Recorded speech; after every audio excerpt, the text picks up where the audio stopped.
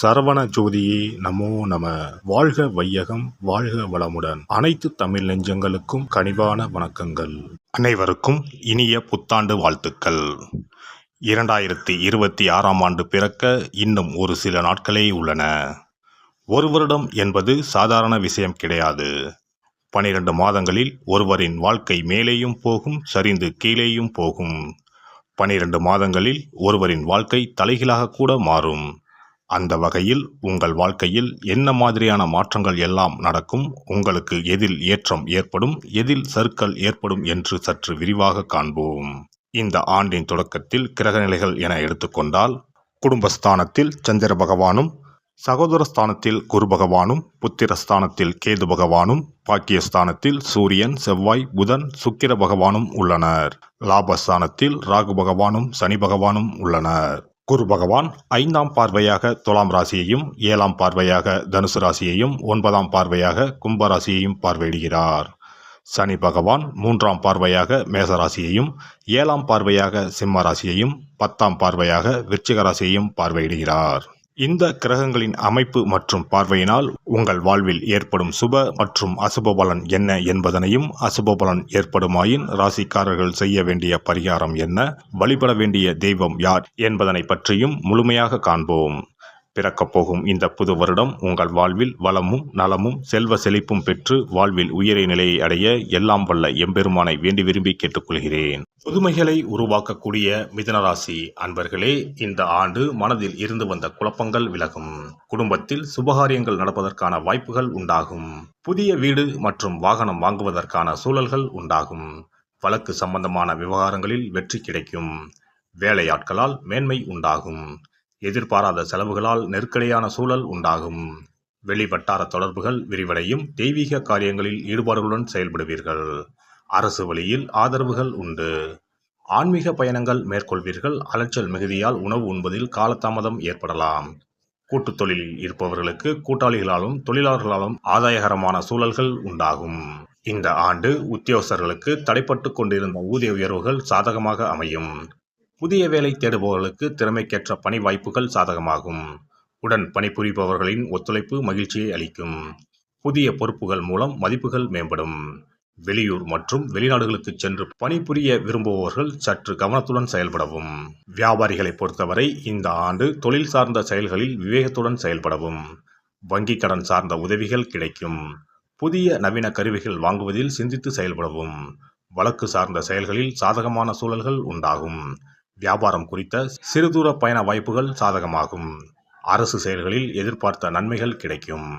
பெண்களை பொறுத்தவரை இந்த ஆண்டு எதிலும் சுறுசுறுப்பாக செயல்படுவீர்கள். கணவரின் எண்ணங்களை புரிந்து கொள்வீர்கள். பொருளாதார மேம்பாடுகளால் குடும்பத்தின் தேவைகளை பூர்த்தி செய்வீர்கள். விலை உயர்ந்த பொருட்களில் கவனம் வேண்டும். பயணங்களால் புதுவிதமான அனுபவம் உண்டாகும். சொந்த பூமி, மனை வாங்குவதற்கான எண்ணங்கள் மேம்படும். வெளிவட்டார தொடர்புகள் விரிவடையும். அரசியல்வாதிகளை பொறுத்தவரை இந்த ஆண்டு எதிர்பார்த்த ஆதரவுகள் கிடைக்கும். சக நண்பர்களின் ஆதரவு மற்றும் உதவிகள் கிடைக்கும். புதிய முயற்சிகளில் விவேகத்துடன் செயல்படவும். வெளியூர் தொடர்பான பயணங்கள் சாதகமாக அமையும். பணியில் அரசு அதிகாரிகளுக்கு பதவி உயர்வுக்கான வாய்ப்புகள் உண்டாகும். கலைஞர்களை பொறுத்தவரை இந்த ஆண்டு சாதகமான சூழல் உண்டாகும்.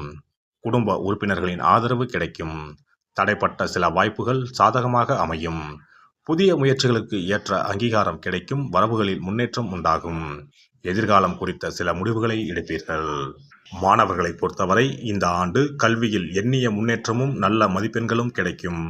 ஆசிரியர்களின் ஆலோசனைகளால் மனதிற்கு தெளிவு பிறக்கும். நண்பர்களின் ஒத்துழைப்புகள் கிடைக்கும். தொழிற்கல்வி சம்பந்தமான படிப்புகளில் புதிய முயற்சிகளால் அனைவராலும் பாராட்டப்படுவீர்கள். இந்த வருட கிரக அமைப்புகள் அடிப்படையில் மிதுனராசி அன்பர்கள் பொறுமையான பேச்சுக்கள் மூலம் சாதகமான சூழலை உண்டாக்குவீர்கள். சமூக பணிகளில் இருப்பவர்களுக்கு முன்னேற்றமான வாய்ப்புகள் கிடைக்கும். மிதுனராசி அன்பர்களே, பொருளாதாரத்தில் தனவரவில் சில தடங்கல்கள் ஏற்பட்டாலும் அதற்கான வருவாயும் உண்டாகும். குடும்ப உறுப்பினரிடம் சூழ்நிலை அறிந்து செயல்படவும். புதன்கிழமை தோறும் பெருமாளை வழிபாடு செய்து வர உடல் ஆரோக்கியம் மேம்படும். புதிய மனை சார்ந்த செயல்கள் கைகூடி வரும். சிறப்பு தொகுப்பு. புத்தாண்டு அன்று செல்வம் பெருக நாம் என்ன செய்ய வேண்டும் என்பதனை பற்றி காண்போம். புத்தாண்டு அன்று நாம் சில விஷயங்களை செய்வதன் மூலம் வீட்டில் செல்வ செழிப்பும் அதிர்ஷ்டமும் மகாலட்சுமி கடாட்சமும் உண்டாகும். ஆகையால் புத்தாண்டு அன்று அதிர்ஷ்டம் தரக்கூடிய வகையில் சில விஷயங்களை கட்டாயம் செய்ய வேண்டும். இன்னும் சில நாட்களில் 2026ஆம் ஆண்டு பிறக்கப் போகிறது. அதாவது ஜனவரி 1/1/2026 அன்று கோவிலுக்கு செல்வது, தானம் செய்வது, புது ஆடை அணிவது மற்றும் வீட்டிற்கு தேவையான பொருட்களை வாங்குவது என பலவற்றை செய்வதன் மூலம் நற்பலன்களை பெற முடியும். பொதுவாக பெரும்பாலான வீடுகளில் எதிர்மறையான எண்ணங்கள் எப்போதும் இருந்து கொண்டே இருக்கும். இதனால் வீட்டில் அதிர்ஷ்டம் என்பதே இருக்காது. முக்கியமாக குடும்பத்தில் மகிழ்ச்சி என்பதே இருக்காது. இவை அனைத்திற்கும் தீர்வு கடவுள் வழிபாடு ஒன்றே ஆகும். கடவுளுக்கு உரிய பொருட்களை வாங்கி வழிபடுவதன் மூலம் வீட்டில் நேர்மறை ஆற்றல் பெருகி குடும்பத்தில் மகிழ்ச்சியும் செல்வ செழிப்பும் உண்டாகும். புத்தாண்டு அன்று வாங்க வேண்டிய 3 முக்கியமான பொருள் துளசி இலை, ஏலக்காய், கல்உப்பு. துளசி இலை, ஏலக்காய், கல்உப்பு ஆகிய 3ம் மகாலட்சுமியின் அம்சம். ஆகையால் வருடத்தின் முதல் நாள் அன்று மேற்கூறிய 3 பொருட்களை வாங்குவதன் மூலம் வீட்டில் செல்வ செழிப்பு உண்டாகும். துளசி இலையை வாங்கி வந்து பூஜை அறையில் பெருமாளுக்கும் ஆண்டாளுக்கும் வைத்து வழிபட வேண்டும். அடுத்து ஏலக்காய் வாங்கி வந்து பூஜை அறையில் விளக்கின் அருகில் வைத்து வழிபட வேண்டும். செல்வ செழிப்பு உண்டாக்குவதில் கல்உப்பு முக்கியமான பொருளாகும். ஆகையால் கல்உப்பை வாங்கி கட்டாயமாக பூஜை அறையில் வைத்து வழிபட வேண்டும். வாங்க வேண்டிய பிற பொருட்கள் என எடுத்துக்கொண்டால் மல்லிகைப்பூ, மஞ்சள், குங்குமம், சர்க்கரை, இனிப்பு, பசும்பால், குத்துவிளக்கு ஆகியவற்றையும் வாங்கலாம். புத்தாண்டு அன்று அதிகாலை எழுந்து குளித்து பிரம்ம முகூர்த்தத்தில் பூஜை அறையில் விளக்கேற்றி வழிபட வேண்டும். அடுத்து கோவிலுக்கு சென்று அபிஷேக பொருள் வாங்கி கொடுத்து தரிசனம் செய்ய வேண்டும். முக்கியமாக புத்தாண்டு அன்று ஏழை எளியவர்களுக்கு தானம் செய்ய வேண்டும். மேலும் அறுசுவை உணவுகளை சமைத்து கடவுளுக்கு படையலிட்டு வழிபடுவது நல்லது. புத்தாண்டு அன்று பிறருக்கு கடன் தரக்கூடாது. நல்ல நாட்கள் மற்றும் விசேஷ நாட்களில் பிறருக்கு கடன் கொடுப்பதன் மூலம் வீட்டில் அதிர்ஷ்டம் குறையும். ஆகையால் சுப நாட்களில் பிறருக்கு கடன் அளிப்பதை முற்றிலும் தவிர்த்து விடுங்கள். புத்தாண்டில் நமக்கு நன்மைகள் அதிகம் நடைபெற வேண்டும். 2025ஆம் ஆண்டில் சந்தித்த பிரச்சனைகள், துன்பங்கள், போராட்டங்கள், கஷ்டங்கள் ஆகியவற்றில் இருந்து விடுபட வேண்டும் என்பதே அனைவரின் விருப்பம். புத்தாண்டு பிறப்பதற்கு முன் எந்தெந்த பொருட்களை நம்முடைய வீட்டில் இருந்து அகற்ற வேண்டும், இவற்றை வீட்டில் வைத்திருப்பதால் என்னென்ன பாதிப்புகள் ஏற்படும் என்பதையும், இவற்றை அகற்றுவதால் புத்தாண்டில் என்னென்ன நன்மைகளை பெற முடியும் என்பதை பற்றியும் தெரிந்து கொள்வோம். வீட்டில் இருந்து உடைந்த அல்லது சேதமடைந்த பொருட்களை அகற்றுவதால் துர் அதிர்ஷ்டங்கள் ஏற்படுவதில் இருந்து விடுபடலாம். இவைகள் எதிர்மறை ஆற்றல்களை எளிதில் ஈர்க்கக்கூடியவையாகும். உடைந்த பொருட்கள், பழுதான சாதனங்கள், விரிசல் விழுந்த கண்ணாடி, உடைந்த நாற்காலி ஆகியவற்றை வீட்டில் இருந்து அப்புறப்படுத்திவிட்டு புதியவற்றை வாங்கலாம். நல்ல நிலையில் இருக்கும் பொருட்களாக மாற்றுவதால் வளர்ச்சி, நேர்மறை ஆற்றல்கள் ஏற்படும். பழைய துணிகள், புத்தகங்கள், பாத்திரங்கள் ஆகியவற்றை வீட்டில் இருந்து வெளியேற்றி விடலாம்.